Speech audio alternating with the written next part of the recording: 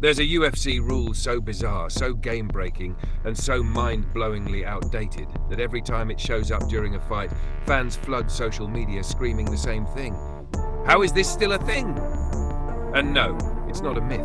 It's not some weird exception from the early days of MMA. It's real, it's current, and it's still ruining fights in 2025. Welcome to the madness of the grounded opponent rule, where placing just one finger on the mat can literally change the outcome of a war between two trained killers. Here's how it works.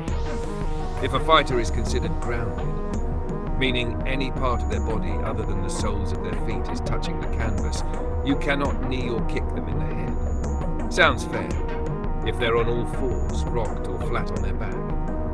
But the twist? Fighters quickly realized they could abuse the hell out of this. So now, all they need is to squat down and touch the floor with one hand. Just one fingertip grazing the mat, boom, now they're protected. Now a devastating knee to the dome becomes illegal. Now the guy pressing forward has to pull back or risk disqualification. One freaking finger. This rule has turned elite fights into absurd games of Twister. You'll see world-class athletes literally pausing mid-fight to hover their fingers an inch above the ground, waiting to ground themselves just in case their opponent tries something explosive. And guess what? If they mistime it by even half a second, they risk eating a legal knee, or baiting an illegal one, depending on what state they're in. That's right, because it gets worse. The rule changes depending on the state. In Nevada, grounded might mean two hands. In New York, it might mean a knee and a hand. In Texas, who the hell knows anymore? Some states tried to update the rule, others didn't. So a fighter could train for months under one definition, fly across the country, and enter the octagon with a completely different rule book. We're talking about literal million-dollar fights being decided by legal technicalities that change by zip code. And yes, this has happened on pay-per-view cards. Title fights, main events, fighters hate it, referees hate it, fans go ballistic every time it happens.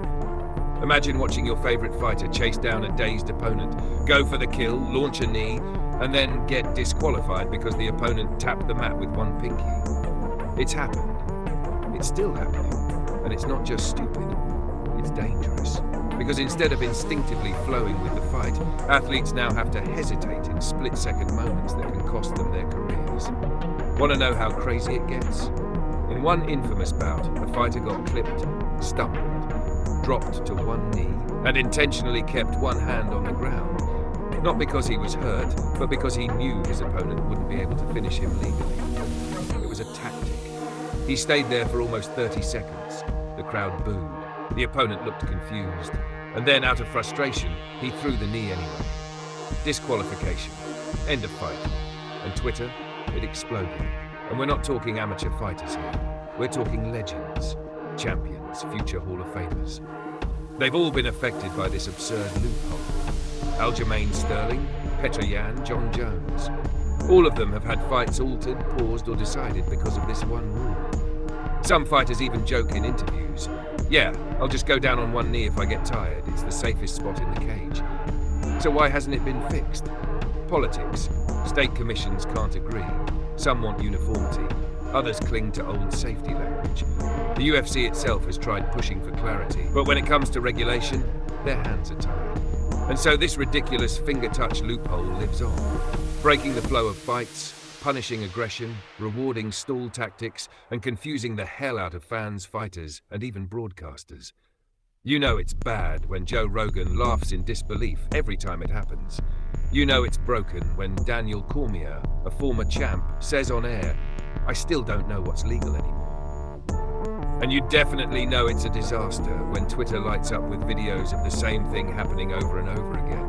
Bro had one finger down and got the W. So here we are in the year 2025, still asking the same question fans were asking in 2015. How is this rule not dead yet? It's not just a flaw. It's not just outdated. It's a flat-out embarrassment. In a sport built on grit, timing, violence, and instinct, this rule rewards hesitation, manipulation, and legal gymnastics. Until it changes, don't be surprised when another fight ends in boos, confusion, and another viral clip of a fighter barely touching the canvas while dodging defeat. Because in the UFC, one finger can be the difference between a knockout and a call. And yes, it's still a